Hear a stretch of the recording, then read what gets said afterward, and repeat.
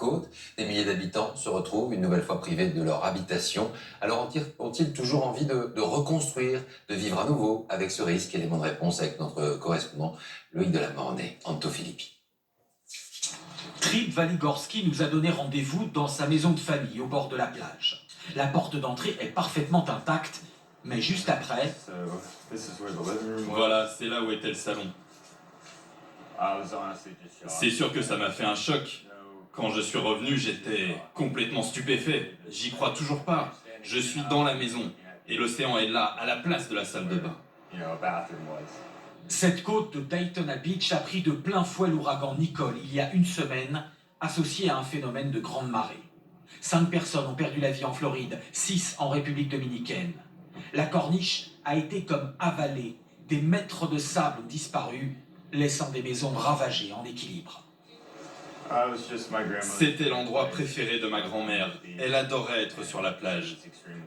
J'étais très proche d'elle. Elle est décédée il y a quelques temps et c'était tout ce qui nous restait d'elle. Ça me rend très triste.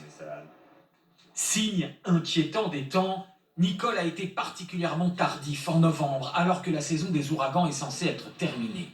C'est la marque du réchauffement climatique. Les grandes tours d'habitation ont mieux résisté, subissant surtout des dégâts extérieurs. L'ouragan Ian, il y a quelques semaines, avait déjà fracturé la piscine, mais là, Nicole l'a fait s'effondrer complètement. Nathan Collian est un véritable vétéran des ouragans. Il a subi notamment Katrina en 2005 et pourtant, il n'a pas du tout l'intention de vivre loin de la plage. J'ai déjà traversé tellement d'ouragans, mais même Katrina ne m'a pas fait changer d'avis. Faut choisir ses combats. Moi, j'adore vivre près de la plage et de l'eau. Je ne suis pas une personne très attachée aux biens matériels. Si un ouragan est annoncé, je ramasse quelques affaires, des vêtements, une boîte de photos auquel je tiens.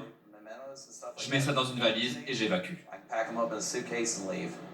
Malgré ces catastrophes, les prix de l'immobilier ne baissent pas en Floride. Dave Waller est responsable des infrastructures de Daytona Beach. Selon lui, les villes vont s'adapter, mais pas se détourner des plages qui font leur réputation. L'État de Floride et la ville ajustent en permanence les règles d'urbanisme. Les immeubles sont construits plus haut et conçus pour résister à des vents de plus de 240 km/h. Les promoteurs construiront dans les zones où c'est économiquement rentable. Et si c'est trop risqué, là ils s'écarteront du bord de mer. Pour de grands groupes hôteliers, par exemple, ce n'est pas un hôtel impacté de temps en temps qui va remettre en cause la rentabilité économique et l'attractivité des stations balnéaires. Ces ouragans à répétition coûtent de plus en plus cher à l'État de Floride. Cette année, avec notamment les ouragans Ian et celui-ci, Nicole, la facture devrait s'élever bien au-delà des 50 milliards de dollars. À titre de comparaison, c'est nettement plus que tout le budget de notre défense française. Mais ça n'empêche pas les Américains de continuer à rêver, à vouloir venir s'installer ici. La population de la Floride continue de croître.